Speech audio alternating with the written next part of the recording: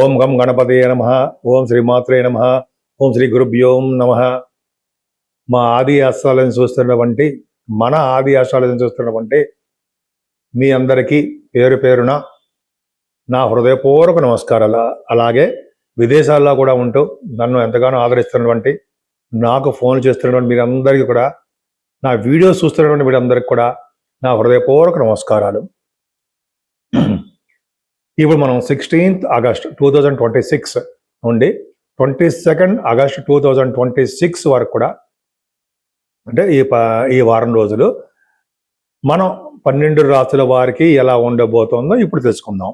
సింహరాశి వారికి మీ రాశిలోనే రవి ఉన్నాడు. చాలా గ్రేట్ అండి. అంటే 17th నుంచి వస్తున్నాడు రవి. అది చాలా మంచిది. అంటే దాని ఓన్ హౌస్లో రవి ఉండడం గ్రేట్. సింహరాశి వాళ్ళకి రవి అర్ధ పాపి అంటాం కదా. సింహరాశి వాళ్ళకి రవి హాఫ్ ఆఫ్ ది పాప అవుతాడు. అలాగే కుజుడు 300 పాప అవుతాడు. శని పూర్ణ పాపి. సో కాబట్టి వీళ్ళ కేంద్రాల్లో ఉంటేనే యోగిస్తారు. కేంద్రంలో ఉన్నాడు రవి, ఖచ్చితంగా యోగిస్తాడంటే రవి సౌఫలితాలు ఇస్తాడు. ధైర్యాన్ని, అదృష్టాన్ని, కమాండింగ్ పవర్ని, అలాగే మీరు అంటే నాయకత్వ లక్షణాలు అంటారు కదా, అవి ఎక్కువగా ఉంటాయి. కానీ సెకండ్ భావంలో 10th హౌస్ లార్డ్ నేచర్లోకి వెళ్ళిపోయాడు కదండి. అది చిన్న ప్రాబ్లం. నీ చేస్తున్న ఉద్యోగాల్లో డెవలప్మెంట్స్, లేకపోతే పురోభివృద్ధి, లేకపోతే ఒక విధంగా సక్సెస్ రేటు ఏమి ఉండవు. ప్రాబ్లమ్స్ క్రియేట్ ప్రాబ్లమ్స్ ఫేస్ చేస్తుంటారు మీరు. ఫైనాన్షియల్ విషయంలో కూడా ప్రాబ్లమ్స్ వస్తూ ఉంటాయి. కానీ సెకండ్ హౌస్ లార్డ్ అనేవాడు బుధుడు మీకు 12 భావన ఉన్నాడు.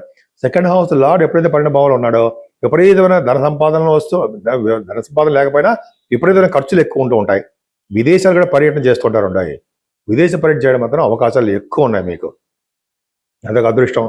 సరే, అదొక పక్క పెడితే చతుర్థ భావాన్ని కూడా గురుడు చూడడం వల్ల పర్ఫెక్ట్గా చదువు వస్తుంది.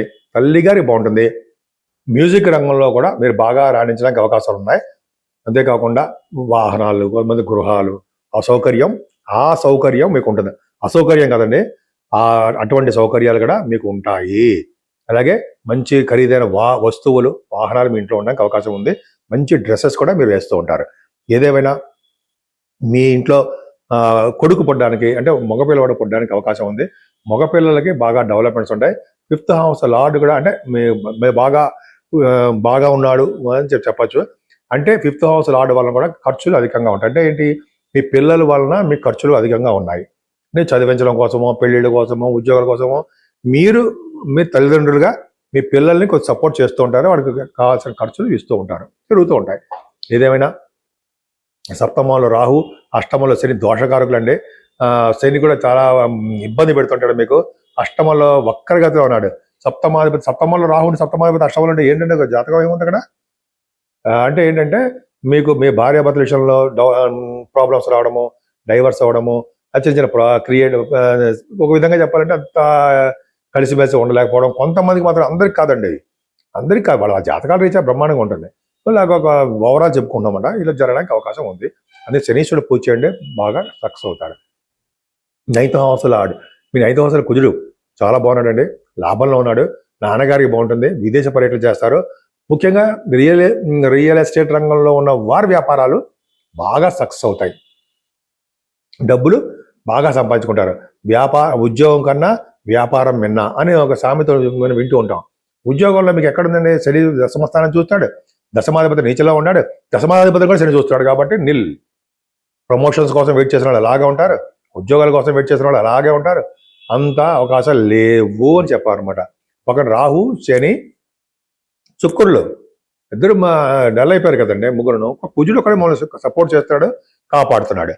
కాబట్టి లాభంలో ఉన్నాడు. కాబట్టి కుజుడు బహుశా ఫారిన్ కంట్రీస్ మాత్రం వెళ్తారు. అవకాశాలు మాత్రం ఉన్నాయి. కుజుడు వల్ల వ్యాపార రీత్యా, ఉద్యోగ రీత్యా కాదు కానీ వ్యాపారాల రీత్యా మీరు విదేశాలు వెళ్ళడానికి అవకాశం ఉంది. ఏదైనా రవి, బుధ, గురులు 12వ భావంలో మంచిదేనండి. ఈ గురుడు కాంబినేషన్ కూడా విదేశాలు వెళ్తారు. ఈ బుధ గురుల కాంబినేషన్ 12వ భావం ఉండడం వల్ల కూడా మీకు విదేశ ప్రాప్తి కలుగుతుంది. సన్మానాలు జరుగుతాయి, దైవ దర్శనాలు జరుగుతాయి, తీర్థయాత్ర కూడా మీరు చేసి తీరుతారు. నేను మీ డాక్టర్ వాడ్రి వాదినారాయణ శర్మ. నేను యాక్చువల్గా ఈ జాతకాల్లోనే 36 years నుంచి ఎక్స్పీరియన్స్ ఉందండి. అంత మాత్రాన్ని నేను జాతకాలలోనే ఉండిపోలేదు. నేను 36 సంవత్సరాలు కూడా నేను ప్రొఫెషనల్గా కాస్ట్ అకౌంటెంట్ కాబట్టి, గవర్నమెంట్ సంబంధించిన ఉద్యోగాలు ఉన్నాను కాబట్టి 2017 వరకు కూడా నేను ఈవెన్ దో నేను 1990 నుంచి కూడా జాతకాలు చెప్పిన, ఎంఏ ఆస్ట్రాలజీ నాకు 2000 ఇయర్లో వచ్చినా కూడా 2017 సంవత్సరాల వరకు కూడా, అంటే 34 సంవత్సరాలు 2017 వచ్చేంత వరకు నేను ప్రొఫెషనల్గానే ఉండిపోయాను. అకౌంట్స్ ఆఫీసర్గా అకౌంట్స్ సంబంధించిన విద్యలో అంటే ఉద్యోగాల్లో సింగరేణి కాలేజ్లో ఉండిపోవడం వలన 2022 నుంచి నేను రావడం జరిగిందండి ఇందులోకి. బట్ ఎక్స్పీరియన్సే. మీరు మీ జాతకాలు చూసుకోవాలనుకుంటే, తెలుసుకోవాలనుకుంటే మీ date of birth, time of birth, place of birth ఉండాలండి. నేను చాలామంది నాకు తెలిసిన విషయం ఏంటంటే, నాకు చెప్పిన విషయం, డాక్టరేట్స్ ఎవరైనా ఉంటే వాళ్ళ ద్వారా జాతకాలు చెప్పించుకుందాము, ఎక్స్పీరియన్స్ ఎవరైనా ఉంటే వాళ్ళ ద్వారా జాతకాలు చెప్పించుకుందామని కొంతమంది చూస్తున్నారు. నాకు 2 ఫోన్ చేశారు, లేడీస్, పైగా వాళ్ళు లేడీస్. చూడండి, వెతికి మళ్ళీ ఫోన్ చేశారంటే నా మీద నమ్మకం ఉంటే కదా అంత వాళ్ళ ఫోన్ చేయడం. పైగా ప్రొఫెషనల్గా నాకు అంటే అకౌంట్స్ పరంగా కూడా నాకు కొద్దిగా గొప్ప నాలెడ్జ్ ఉంది కాబట్టి జనరల్గా నేను చెప్పగలను చెప్పి అనుకుంటాను. వాస్తు రీత్యా కూడా మీకు ఏమైనా చెప్తాను, వాటి గురించి ప్రాబ్లమ్స్ లేకుండా. ప్రాబ్లమ్స్ అంటే వాటి గురించి నేను చెప్పగలను అండి. సో మీ జాతకాలు చూపించుకోవాలన్నా, వాస్తు రీత్యా ప్రాబ్లమ్స్ ఉన్నా కింద నెంబర్కి ఫోన్ చేయండి, 7075389589. ఇప్పుడు మనం 12 రాసుల వారికి కూడా మనం పరిహారాలు చెప్పుకుంటామండి. ప్రతిసారి చెప్పుకున్నట్టుగానే ఏ దేవుని పూజించాలి, ఈ నెల మొత్తం కూడా ఎవరిని పూజిస్తే మనకి బాగుంటుంది అనేది మనం చెప్పుకోవచ్చు. ఫస్ట్ ఏంటంటే 12 రాసుల వారికి 17వ తారీఖున నాగపంచమి వస్తుందండి. 12 రాసుల వారు ప్రతి వారు కూడా నాగపంచమి రోజుని, పంచమి, షష్ఠి, ఈ 2 రోజులు చాలా పవర్ఫుల్. పంచమి రోజు నాగదేవతకి పూజ చేసి షష్ఠి పూట ఉపవాసం ఉంటే, అంటే సాయంత్రం పాటు కొంతమంది భోజనం చేయొచ్చు, మంచి ఫలితాలు ఉంటాయి. నాగపంచమి రోజు బ్యూటిఫుల్గా ఉంటుందండి. అందుకే నాగదోషాలు ఉన్నవాళ్ళు, త్వరగా పెళ్ళిళ్ళు కావట్లేదు అనుకున్న వాళ్ళు, అదే సంతానం కలగట్లేదు అనుకున్న వాళ్ళు ఇటువంటి నాగపంచమి రోజు పూజలు చేసుకుంటే, లేకపోతే సుబ్రహ్మణ్య స్వామి పూజలు, లేకపోతే పొట్టలో పాలు పోయలు, ఇవన్నీ మీకు తెలియదే ఉందండి. అంటే చేయడం వల్ల చాలా సర్పదోషం చాలా మంది తగ్గుతుంది. అంతేకాకుండా మనకి మంగళగౌరి వ్రతం అని చెప్తుంటాం కదా, 18వ తారీఖు మంగళగౌరి వ్రతం అని, 21st ఏమో మనకి వరలక్ష్మి వ్రతం. అంటే నేను డేట్స్ చెప్తున్నాను, వరలక్ష్మి వ్రతం అని చెప్పి అంటుంటాం కదా. ఈ ఆగస్టు నెల మొత్తం కూడా శ్రావణ మాసంలో మనం, అంటే లేడీస్ చెప్తున్నానండి, అమ్మవారిని పూజిస్తారు. మీరు పూజిస్తే మా అందరికీ వచ్చినట్టే కదా. ఆడవాళ్ళకి అంటే ఈ శుక్రవారాలు అమ్మవారిని పూజించడము, అలాగే వరలక్ష్మి వ్రతం కూడా చేసుకుంటుంటారు. అమ్మవారిని పూజించి ఆ వ్రత కథలు మీకు అన్ని బాగా తెలుసు. లక్ష్మీ అమ్మవారిని తెల్లని పుష్పాలతోటి, ఎర్రని పువ్వులతోటి, తెల్లని పుష్పాలు అంటే మల్లె పువ్వులు, తర్వాత కలువ పువ్వులు, దొరికితే కలవ పువ్వులు, లేకపోతే మారేడు దళాలని లక్ష్మీదేవి ఉంటుంది సంగతి మీకు ఆల్రెడీ తెలుసు. మారేడు దళాల్లో లక్ష్మీదేవి ఉంటుంది. లక్ష్మీదేవిని మారేడు దళాలతో పూజిస్తే స్థిరమైన లక్ష్మి మన ఇంట్లో ఉంటుంది. అంత గొప్ప అదృష్టం అండి. పైగా 12 రాసుల వాళ్ళకి కూడా శని ప్రభావం ఉంది ఎక్కువగా. శని ప్రభావం వల్ల, అంటే వక్రగతిలో శని బాగా రిట్రగేట్లో ఉన్నాడు.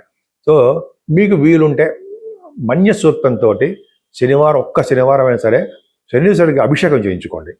అలాగే మామూలుగా అయితే 7 శనివారాల పూట శనీశ్వర ఆలయంలో ఆయనకి తైలాభిషేకం చేయించుకోండి. అలాగే ఆంజనేయ స్వామివారిని ఎప్పుడు కూడా పూజించడం మాత్రం మర్చిపోకూడదు. చాలామంది చూడండి, ఆంజనేయ స్వామివారికి హనుమాన్ చాలీసా స్టార్ట్ చేస్తారు సరా, హనుమంతుడికి తోక ఉంటుంది కదా, 40 రోజుల పాటు గంధం రాసి బొట్టు పెట్టి ఇలా చేస్తూ ఉంటారు 40 రోజుల పాటు. నేను కూడా చేశాను. అంటే ఏంటంటే మన ఇద్దరం మొక్కుకున్నాం అనుకోండి, ఏదైనా పని కావాలనుకుంటే, ఏదైనా సరే ఆంజనేయ స్వామివారి తోక ఉంటుంది కదా, ఆ తోకకి చాలా పవర్ ఉంటుందిట. ఆ స్వామివారికి గంధం బొట్టు పెట్టి, ఆ కుంకుమ బొట్టు పెట్టడం, మనం హనుమాన్ చాలీసా చేయడం, నెక్స్ట్ డే మళ్ళీ ఇంకోసారి అలా 41 రోజులు చేస్తే ఖచ్చితంగా పని అయిపోతాయి. విడిగా కోర్టులో కేసులో ఉన్న వాళ్ళు కూడా గెలుస్తారు. అది గొప్ప టాలెంట్ ఉండేది. నేను ఇదివరకు చేశాను కూడా. తర్వాత ఈ మధ్య కూడా చేశాను. అంత పవర్ ఉంటుంది. ఆంజనేయ స్వామి పెద్ద పటం ఉంటుంది. సరే, మీకు తెలియదే ఉంది, తోకకి మనం బొట్లు పెడుతూ ఉంటాం, చాలా పవర్. సరే, అది పక్క పెడదామండి. ఈశ్వరుడు అభిషేకము, విష్ణుమూర్తి దర్శనాలు కూడా చేసుకుంటే శనీశ్వరుడు వచ్చే దోషాలు పరిహారం అవ్వడానికి అవకాశాలు ఉన్నాయి. ఈ శ్రావణ మాసంలో ఏ ఒక్కరు అన్ని చేసి కొంతమంది చేసినా చేయకపోయినా ఒక్క విష్ణుమూర్తిని, లక్ష్మీ అమ్మవారిని బాగా కొలవండి.